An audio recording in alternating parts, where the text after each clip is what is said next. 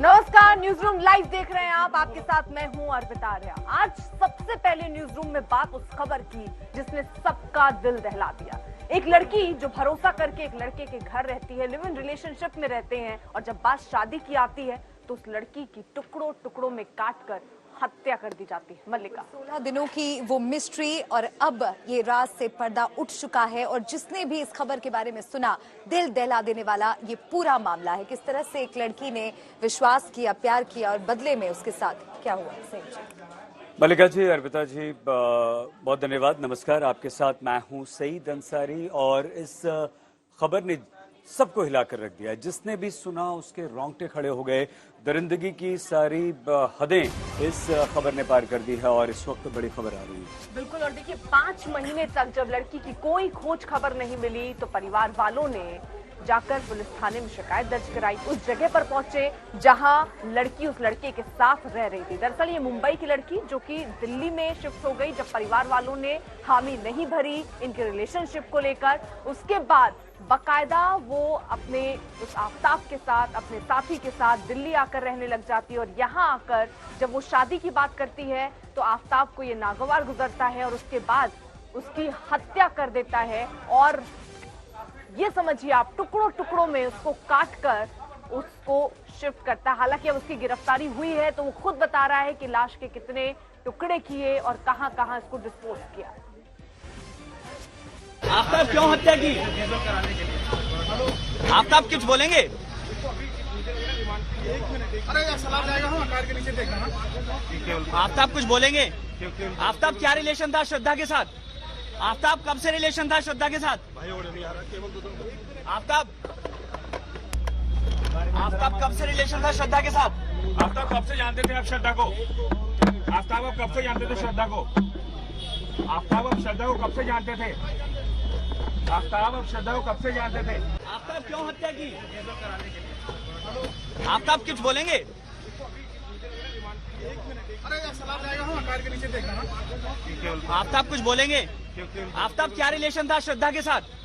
आफ्ताब कब से रिलेशन था श्रद्धा के साथ? भाई और नहीं आ रहा, केवल दो। आफ्ताब कब से रिलेशन था श्रद्धा के साथ? आफ्ताब कब से जानते थे आप श्रद्धा को? आफ्ताब आप कब से जानते थे श्रद्धा को? आफ्ताब आप श्रद्धा को कब से जानते थे? आफ्ताब आप श्रद्धा को कब से जानते थे? स्तन कर देने वाला ये हत्याकांड है। और जहां पर आफ्ताब श्रद्धा के कत्ल करने के बाद उसके शरीर के टुकड़ों को जिस फ्रिज में रखता था, वहां पर हमारे सहयोगी पहुंचे और उन्होंने पूरी क्राइम सीन का जायजा लिया। देखिए उनकी ये रिपोर्ट। बैठकर श्रद्धा की लाश के सामने सोचता रहा। उसके बाद वो एक फ्रिज खरीद करके ले आया। ये फ्रिज आप देख पा रहे हैं जिसे दिल्ली पुलिस ने सीज किया है। ये फ्रिज खरीद करके आफ्ताब लाता है। उसके बाद फ्लैट में इस फ्रिज को रखता है। उसके बाद श्रद्धा की बॉडी के लगातार वो टुकड़े करता है। उन टुकड़ों को इस फ्रिज में वो रखता है और जैसा पूछताछ में उसने बताया है कि एक एक टुकड़ा रोज वो फ्रिज से निकालता था, पॉलीथीन में डालता था। उसके बाद बैग में उसे रखकर तकरीबन रात को 2 बजे आफ्ताब अपने फ्लैट से निकलता था और छतरपुर के आसपास जो जंगल है वहां रोजाना एक टुकड़ा फेंकता था। बॉडी पार्ट को वो पॉलीथीन में जरूर लेकर जाता था, लेकिन जब वो फेंकता था बॉडी पार्ट का टुकड़ा तो पॉलीथीन से निकाल कर फेंकता था ताकि आसानी से जल्दी जो बॉडी है वो डिस्पोज ऑफ हो सके, कोई जानवर उसे खा सके। तो बकायदा हत्याकांड को अंजाम देता है। सोची साजिश के तहत वो फ्रिज, ये काफी बड़ा 300 से 350 लीटर का ये फ्रिज है, वो लेकर के आता है। उसके बाद बॉडी पार्ट के जो टुकड़े हैं वो इस फ्रिज में रखता है और रोजाना जो अभी तक जानकारी मिली है तकरीबन 16 से 17 दिन वो एक एक टुकड़े इस फ्रिज से निकाल करके छतरपुर के जंगलों में फेंकता है।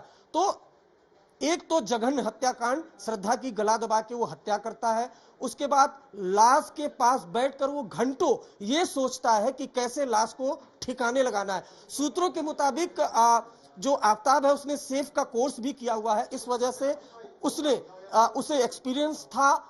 इस वजह से उसने बकायदा एक हथियार लाया घर के अंदर और जो बॉडी पार्ट है उसके टुकड़े किए और उसके बाद फ्रिज में रखा और इस तरीके से जो बॉडी पार्ट है उसको ठिकाने लगाने का प्लान उसने बनाया था। कैमरामैन अंकित के साथ अरविंद ओझा, दिल्ली आज तक।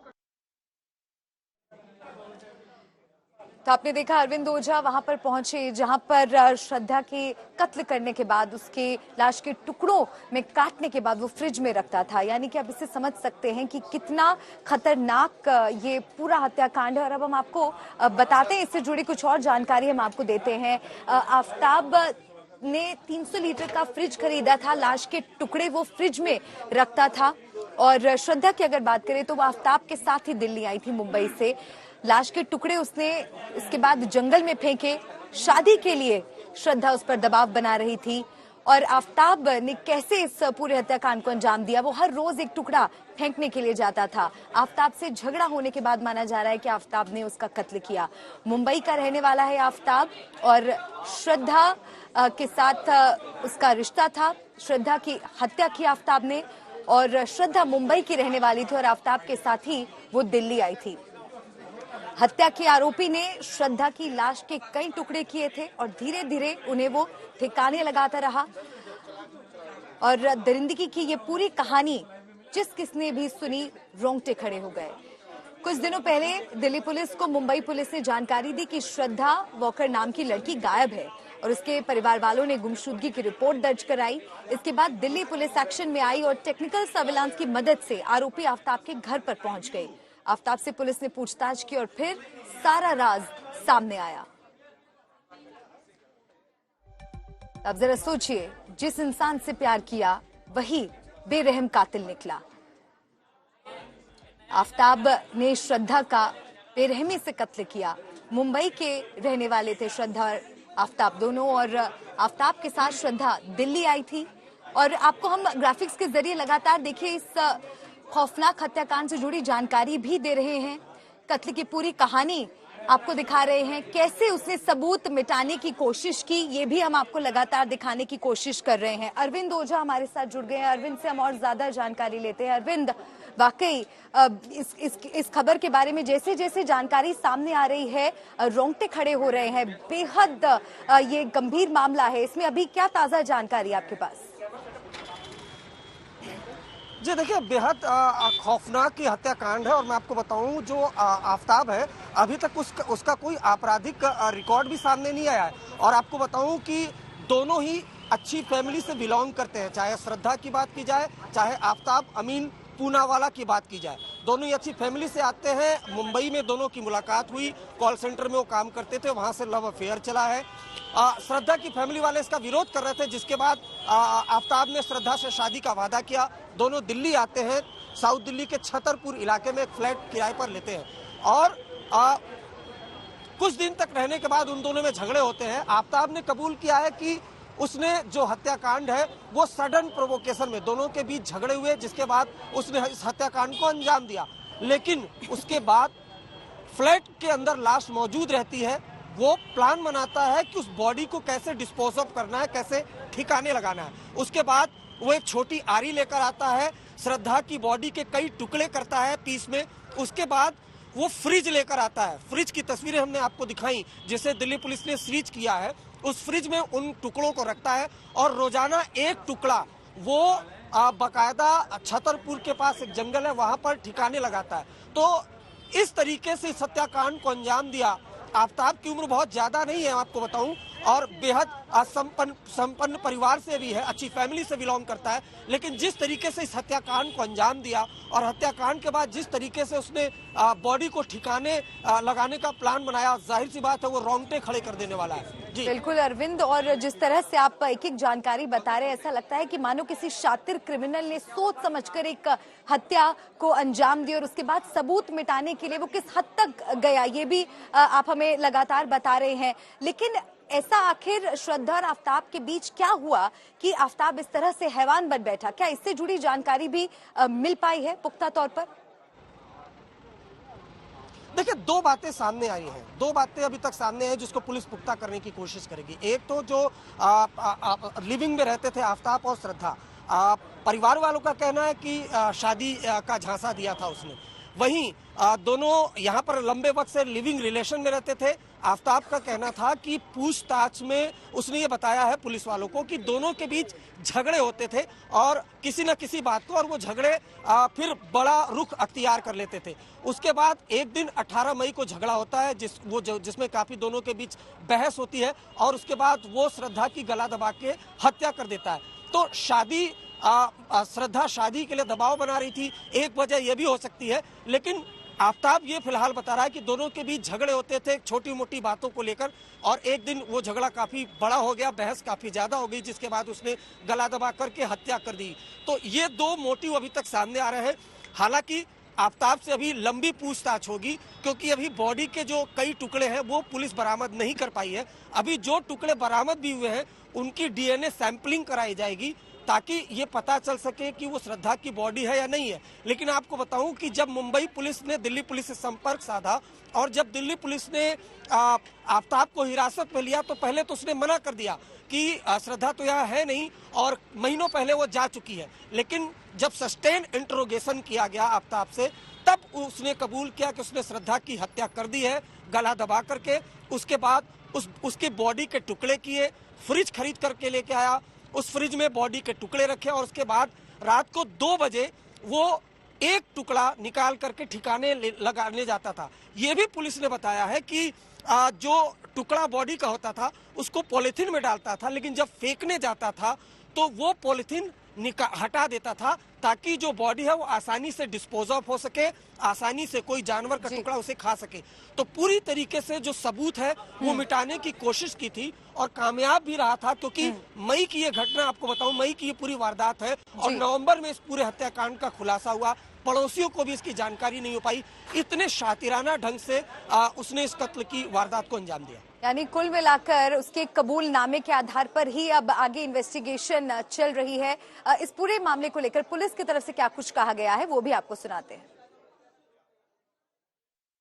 साहब अंकित चौहान है, एडिशनल डीसीपी साउथ है, हम उनसे बात करते हैं। सर, किस तरह से इस पूरे हत्याकांड का खुलासा हुआ, कैसे पहला गोली मिला, कहां से जानकारी मिली? हमारे पास मुंबई से मोबाइल पुलिस आई है, उसने बताया कि एक लड़की मिसिंग है, लड़की फादर ने मुंबई में कंप्लेंट कराई है, तो उनको मालूम चला कि लास्ट लोकेशन लड़की की दिल्ली थी, तो वो हमारे पास इस कंप्लेंट को लेके फॉरवर्ड करने आई थी यहाँ पे। तो उसके बाद कैसे आप आरोपी तक पहुंचे? उसके बाद हमने अपना टेक्निकल सर्वेलेंस लगाया, लड़के की लोकेशन वगैरह आइडेंटिफाई करी, फिर हमने उसको ट्रेस कर लिया, उसे घर पे जाके उसको मिल लिया, हमने वहाँ पे घर पे पकड़ लिया उसको। तो जब जो आरोपी है आफ्ताब, उसको जब आपने पकड़ा तो क्या बताया उसने, किस तरह से हत्याकांड को अंजाम दिया था?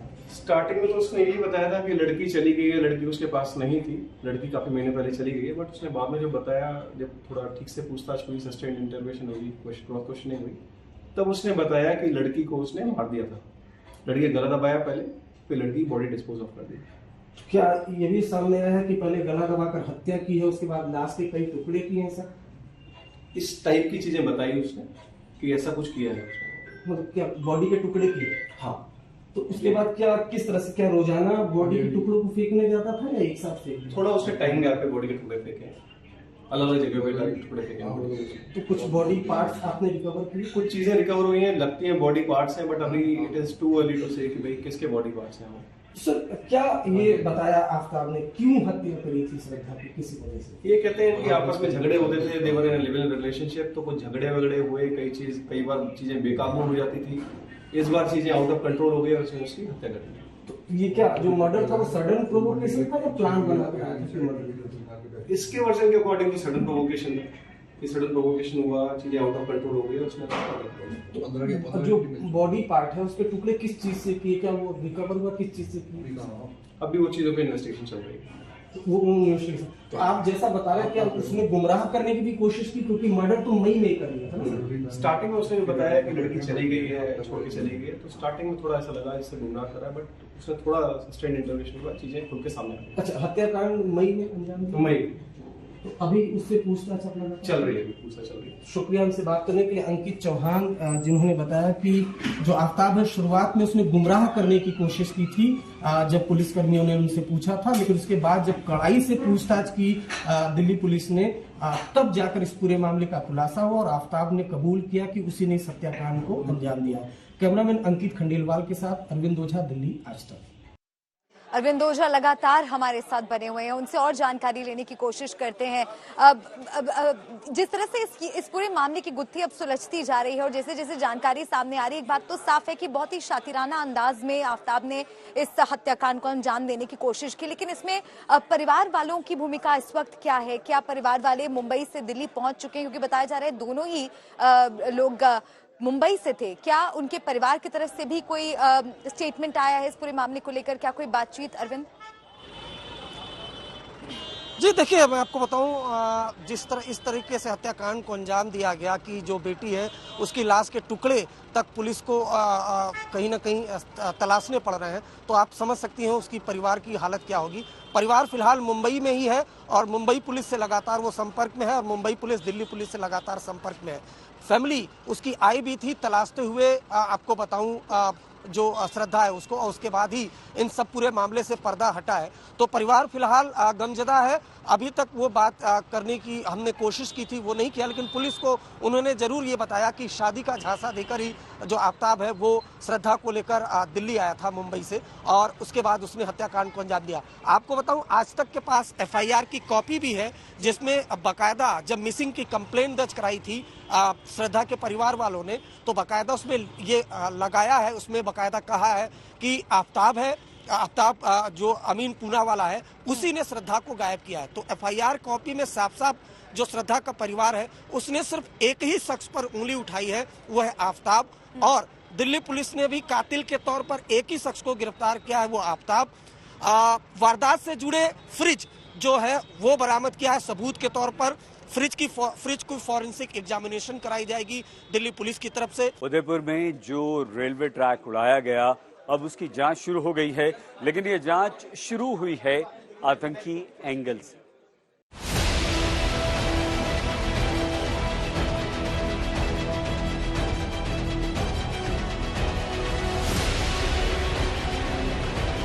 टूटा हुआ रेलवे ट्रैक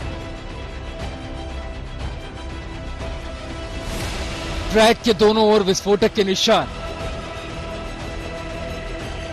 रेलवे के पुल पर बड़ी साजिश की सबूत।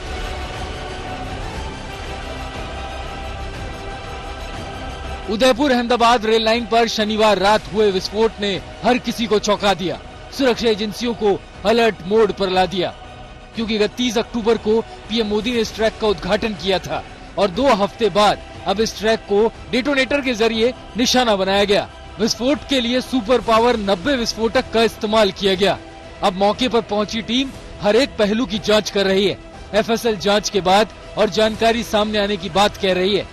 उदयपुर से 35 किलोमीटर दूर एक एक्सप्लोजिव यूज करके ब्रिज को उड़ाने की कोशिश की गई है और एक ऐसी साजिश रची गई है कि ट्रेन को नुकसान हो, पैसेंजर्स को नुकसान हो। इस तरह की कार्रवाई करने वाले जो भी व्यक्ति हैं उनको पकड़ के सजा दी जाएगी।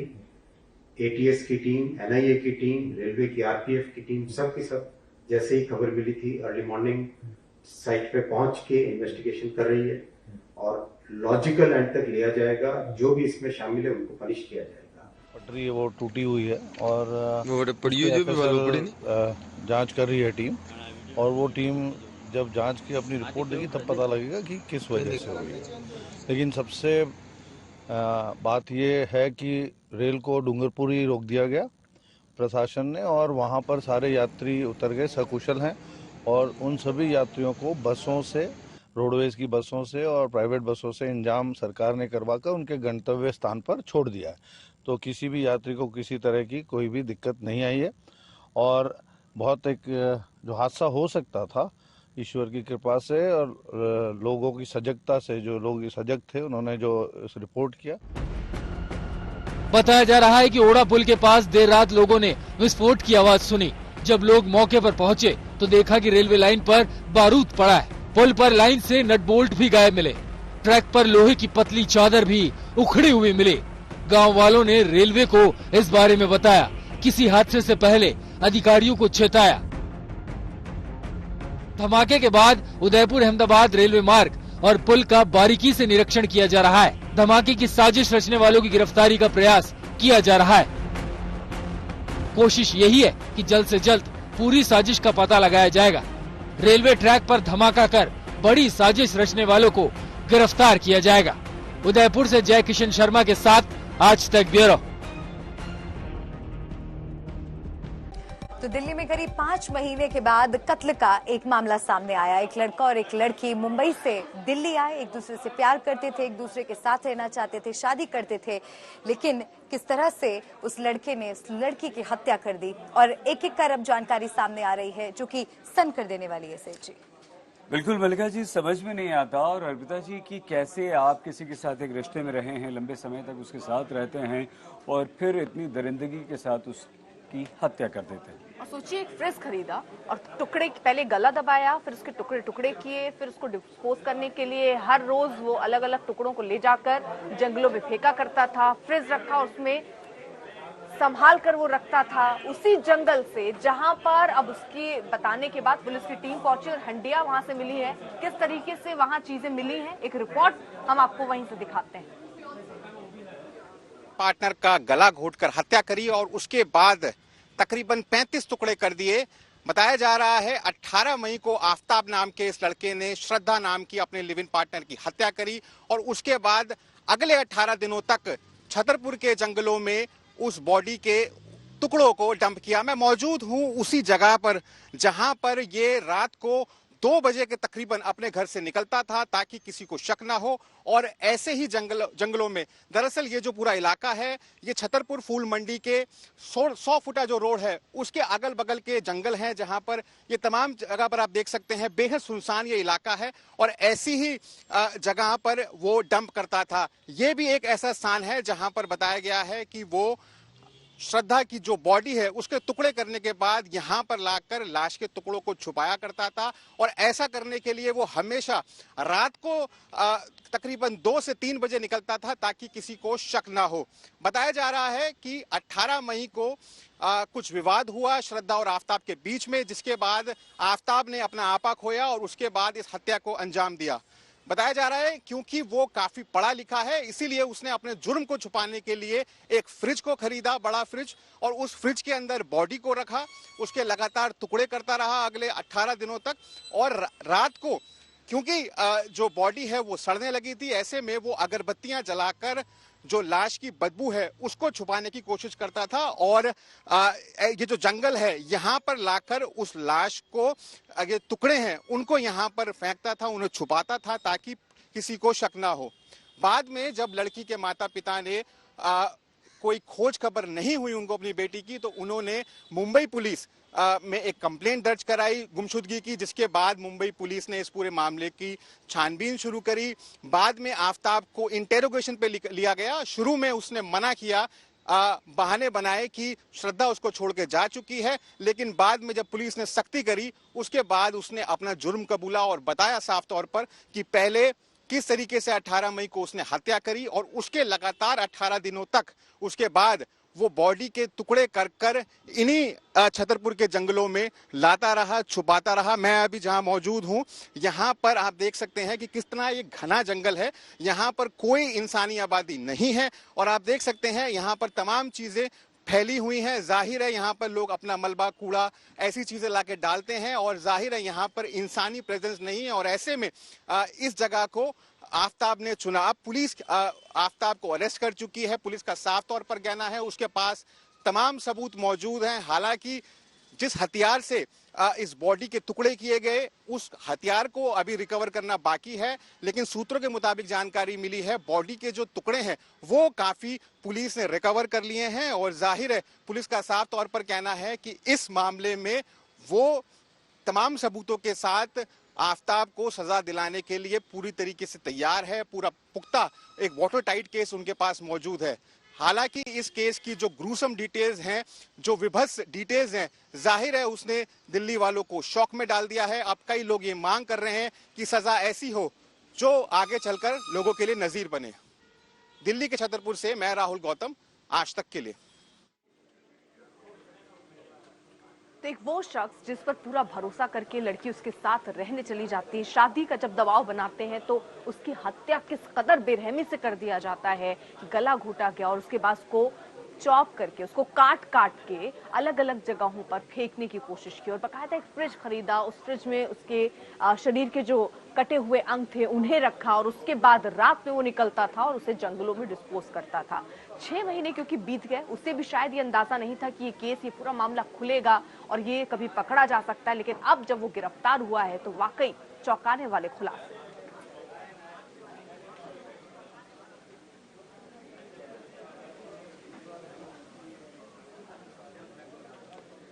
अब बढ़ रहे हैं आगे, बात उपचुनाव की कर लेते हैं, जहां डिंपल यादव चुनावी मैदान में है। आज जब वो नामांकन भरने गई, उससे पहले मुलायम सिंह यादव को श्रद्धांजलि देने वो और उनके पति अखिलेश यादव पहुंचे और उसके बाद उन्होंने अपना नामांकन मैनपुरी से दाखिल किया। वहीं रवींद्र जाडेजा की पत्नी रिवाबा भी चुनावी उनकी पारी की शुरुआत, क्योंकि उम्मीदवार के तौर पर उनको उतारा गया है, तो 2 हाई प्रोफाइल नामांकन आज के दिन रहे, जहां एक तरफ डिंपल यादव ने नामांकन भरा, वहीं दूसरी तरफ रिवाबा की चुनावी पारी की शुरुआत हो रही है।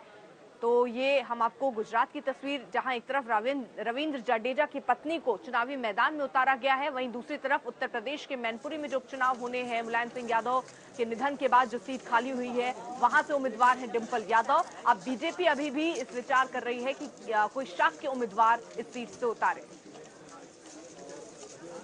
सभी लोगों ने, पार्टी के लोगों ने तय किया और बहुत सारे लोगों से बातचीत के बाद डिंपल यादव का नाम तय हुआ। तेज प्रताप का नाम न आने से कार्यकर्ता नाराज नजर आ रहे हैं। आप मैनपुरी के हो और बहुत अच्छा, मैंने बधाई आपको जो सवाल पूछ रहे हो आप, और आपको ना तेज प्रताप से पूछ लेना चाहिए बगल में बैठ। वो तो हमारे हैं भैया, तुम्हारे हैं।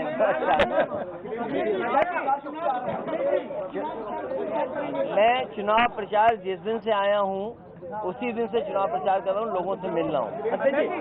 आपने वोटर को लेकर शिकायत की थी, वोटर लिस्ट को लेकर, वो बाद की बात है। क्या कहेंगे इस पे आप? वो बात की बात। प्रशासन का जो रवैया देखा गया, कई बार नामांकन करने के लिए आए हैं, पहली बार जो आज प्रशासन का रहा है वो समझ के परे है। ये हम किसी से कुछ नहीं कह रहे, जनता का चुनाव है, नेताजी का चुनाव है, मैनपुरी के विकास को आगे बढ़ाने का चुनाव है, ये सब जानते हैं शासन प्रशासन के लोग। ये चुनाव नेताजी का चुनाव है, सवाल प्रशासन का नहीं है, सवाल सरकार का नहीं है। जनता यह जानती है कि विकास किसने कराया है। आप पूरा मैनपुरी घूम आइए, जो लोग लड़ना चाहते हैं उनसे बताए वो क्या विकास किए होंगे मैनपुरी का। और रही उत्तर प्रदेश के बाद आपको हम गुजरात लिए चलते हैं जामनगर उत्तर की सीट से क्रिकेटर रवींद्र जडेजा की पत्नी ने नामांकन भर दिया है, लेकिन यहां पर ऐसी खबरें भी आ रही हैं कि रवींद्र जडेजा की जो बहन है उनको कांग्रेस अपना उम्मीदवार बना सकती है, यानी कि रिवाबा जडेजा जो कि रवींद्र जडेजा की पत्नी है, उनके विरोध में क्या उनकी नंद मैदान में उतरेंगी। क्या कहा रिवाबा ने, सुनिए। हमारे साथ रिवाबा है इस वक्त जो नॉमिनेशंस फाइल बीजेपी की प्रत्याशी चुना गया है उनको। मैम, कैसा महसूस करें? पहले तो आप वन ऑफ द यंग प्रत्याशीज हैं बीजेपी की इस वक्त जामनगर। जी डेफिनेटली बहुत ही खुशी की बात है जी, बहुत ही खुशी की बात है। और आप अभी देख सकते हैं कि कार्यकर्ता का जिन तरह के उत्साह है, जिन तरह की जो जंगी मेदनी है, उसी ऊपर से अंदाजा लगा। करनी सेना से भी एसोसिएटेड रही हैं आप, काफी सोशल वर्क भी आप पहले कर चुकी हैं, कैसे ये सब काम आएगा आपके बीजेपी प्रत्याशी जामनगर से बनकर? जी डेफिनेटली एक सोशल सेवा का जो एक्सपीरियंस है वो मेरे इस फील्ड में, राजनीति का जो मेरा सफर शुरू होने जा रहा है उसमें डेफिनेटली मुझे ये एक्सपीरियंस है वो डेफिनेटली है। आपके हस्बैंड भी आपको सपोर्ट दे रहे हैं इस वक्त, रविंद्र सिंह जाडेजा, उनकी तरफ से भी सोशल मीडिया पे एक मैसेज दिया गया है आपके लिए। जी yes as a husband, as a मेरे कोर जो पिलर है, तो डेफिनेटली लाइक वो ऑलवेज सपोर्ट मुझे दे रहे हैं। एक सवाल ये भी है कि उनकी सिस्टर भी यहाँ से कांग्रेस पार्टी में है, क्या आप कड़ा कंपटीशन घर के अंदर भी देखती हैं? कि भारतीय जनता पार्टी के सामने कोई कंपटीशन नहीं होता है, only one Bharatiya Janata party. क्योंकि गुजरात में जिस तरह से आप देख रही हैं पास्ट कई सालों से भारतीय जनता पार्टी का जो रुख रहा है, जनता का जो रुख रहा है भारतीय जनता पार्टी टूवर्ड्स, वो मैसिव है। हमारे साथ मशहूर क्रिकेटर रविंद्र भाई जाडेजा सिंह हैं, जो आज यहाँ पर अपनी पत्नी को सपोर्ट करने के लिए नामांकन बने। सर, पहले तो बताइए कि क्रिकेट की इनिंग्स आप खेलते हैं, पॉलिटिकल इनिंग्स आपकी वाइफ खेलेंगी, कैसा लग रहा है? बहुत ही अच्छा लग रहा है कि मैं अपनी वाइफ के लिए आया हूं और उसके लिए मेहनत कर रहा हूं, और वो भी बहुत एक्साइटेड है कि उसकी लाइफ का एक चैप्टर नया स्टार्ट हो रहा है। तो होपफुली वो जो भी उसका जो मानसिकता है कि लोगों के लिए विकास करना है, जो भाजपा का एक मंत्र है कि हर लोगों का ध्यान रखना, हर जगह जा जाके अपने जो लोगों की योजना है, जो अपने माननीय प्रधानमंत्री नरेंद्र मोदी साहब है, उनका जो थिंकिंग है, उनकी जो सोच है कि हर जगह हर लोग की उधर पहुंचना है, और जितना हो सके उतना भाजपा की ओर से कार्यरत करते रहना है, और जो भी भाजपा की योजना है वो लोगों तक पहुंचाना। बल्लेबाजी और क्रिकेट के एक्सपीरियंस से जो आपने सीखा है, तो क्या आप कोई टिप्स देना चाहेंगे रिवाबा को कि किस तरीके से पॉलिटिकल इनिंग्स खेल? देखिए, ये T20 का जमाना है, तो डिफेंस का तो कोई मतलब ही नहीं है। तो पॉजिटिव और एटीट्यूड अपना पॉजिटिव रखना होगा, और जितना आगे बढ़े उतना जितना वो सीख सके ये फील्ड में आके, जितना लोगों से सीख सके। और भाजपा एक ऐसी पार्टी है कि सब साथ में मिलके काम करते थे, वो उनका एक बहुत ही उनकी ताकत है कि जब वो साथ में रहते हैं तो कोई भी दूसरी पार्टियों को वो अपने ऊपर भारी नहीं होने देते। तो वही उनकी ताकत है, तो वही उनकी ताकत कामयाब रहे और अच्छा काम करे, और जामनगर के लिए स्पेशली उनका विकास आगे चलता ही रहे, बस वही उम्मीद करता हूँ। बस एक आखिरी सवाल आपसे कि आपकी बहन नैनाबाई जाडेजा भी कांग्रेस के लिए जोरों शोरों से कैंपेन कर रही हैं। हमने रीवाबा से पूछा तो वो कह रही हैं कि कोई कंपटीशन ही नहीं है बीजेपी का। तो आप मतलब किस तरीके का सपोर्ट देख रहे हैं, यहाँ वहाँ, या फिर आप एकदम मिड फील्ड पे खेल रहे हैं? मेरा सपोर्ट आप देख ही रहे हो कि मैं किधर हूँ, मैं पूरा का पूरा भाजपा के साथ हूँ। अब उससे ज्यादा क्या चाहिए आपको? तभी आपने नारंगी बिल्कुल ऑरेंज। बहुत बहुत धन्यवाद हमसे बात करने के लिए। ये थे रविंद्र सिंह जाडेजा, और बताते हुए कि पत्नी ने तो अब पॉलिटिकल इनिंग्स खेलने की शुरुआत कर दी है, और इसके साथ ही जिस तरीके की सीख पॉलिटिकल इनिंग्स में मिलेगी वो अब देखना होगा। प्रदीप गुप्ता के साथ मैं जामनगर से मिलन शर्मा, आज तक। चलिए आपको खबर दिखा दे पंजाब के मोगा से, जहां की एक निजी यूनिवर्सिटी में छात्रों के दो गुटों के बीच जबरदस्त बवाल हो गया। दरअसल इंग्लैंड और पाकिस्तान के बीच T20 वर्ल्ड कप का फाइनल मुकाबला चल रहा था, और जैसे ही पाकिस्तान की हार हुई उसके बाद वहां पर मौजूद कुछ कश्मीरी छात्रों ने पाकिस्तान जिंदाबाद के नारे लगाए, जिसके बाद वहां पर दो गुटों के बीच मारपीट हुई। और इसी खबर से जुड़ी एक पूरी रिपोर्ट आपको दिखाते हैं।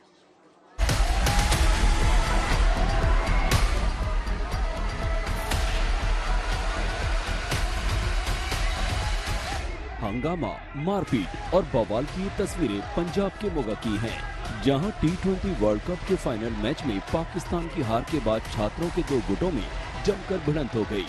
दोनों ओर से जमकर ईंट, पत्थर और लात घूंसे चले।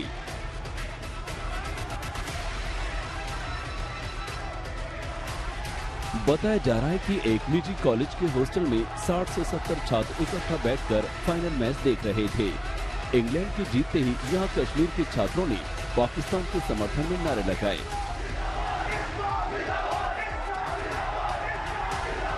इसके बाद वही मैच देख रहे कुछ छात्रों से इनकी बहस हो गई और मामला मारपीट तक पहुंच गया। छात्र एक दूसरे को दौड़ा दौड़ा कर पीटने लगे।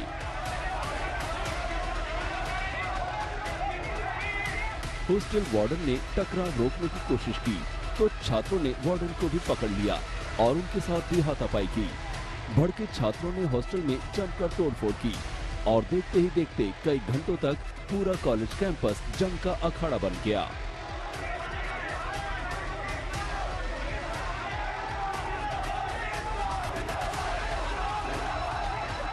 दो गुटों में हुई जबरदस्त मारपीट में कई छात्र घायल भी हुए, जिन्हें इलाज के लिए अस्पताल में भर्ती कराया गया। मैच हो रहा था पाकिस्तान और इंग्लैंड से, जो कि कुछ कश्मीरी बच्चे जो हैं वो पाकिस्तान के सपोर्ट करते हैं। हम लोग एक इंडियन हैं और इंडियन हम लोग थे, तो हम लोग बगल में हम लोग खड़े हुए थे, तो वो लोग पाकिस्तान जिंदाबाद और पाकिस्तान जिंदाबाद बोला लोग, और उसके बाद भारत मुर्दाबाद बोला। सर हमने वहाँ पे भी मीडिया वाले, हम तो हिंदुस्तान के हैं सर, हम अभी भी बोल रहे हैं हिंदुस्तान जिंदाबाद। क्यों बोलेंगे सर? कोई नहीं बोल सकता। जो हिंदुस्तान में रहता है वो कैसे बोलेगा सर? कोई भी नहीं बोल सकता। हम बोल रहे हैं, अभी भी बोल रहे हैं कि हिंदुस्तान जिंदाबाद। कॉलेज कैंपस में कई घंटों तक चले बवाल के बाद पुलिस की टीम भी मौके पर पहुंची और छात्रों को समझा बुझाकर मामले को शांत कराया। पुलिस ने दोनों गुटों के छात्रों को थाने में बुलाकर आपसी समझौता करवाया। ਕਾਲਜ ਲਾਲਾ ਲਾਜਪਤ ਰਾਏ ਵਿਖੇ ਕੁਝ ਸਟੂਡੈਂਟ ਆਪਸ ਵਿੱਚ ਝਗੜਾ ਵਗੈਰਾ ਕਰ ਰਹੇ ਨੇ, ਜਿੱਥੇ ਜਦੋਂ ਅਸੀਂ ਜਾ ਕੇ ਉੱਥੇ ਵੇਖਿਆ ਤੇ ਆਪਸ ਵਿੱਚ ਇੱਕ ਦੂਜੇ ਨੂੰ ਪੱਥਰ ਵਗੈਰਾ ਮਾਰ ਰਹੇ ਸੀ ਛੋਟੇ ਛੋਟੇ, ਤੇ ਉਸ ਤੋਂ ਬਾਅਦ ਅਸੀਂ ਇਹਨਾਂ ਨੂੰ ਥਾਣੇ ਲੈ ਆਂਦਾ ਜੀ। ਥਾਣੇ ਲਿਆ ਕੇ ਇਹਨਾਂ ਦਾ ਮਸਲਾ ਆਪਸ ਵਿੱਚ ਸੁਲਝਾ ਦਿੱਤਾ ਜੀ। छात्रों के मारपीट के बाद कैंपस में सुरक्षा बढ़ा दी गई है। छात्रों पर कॉलेज प्रशासन सख्ती से नजर बनाए हुए है ताकि आने वाले दिनों में फिर से कोई बवाल न हो। मुनीश जिंदल, मोगा, आज तक।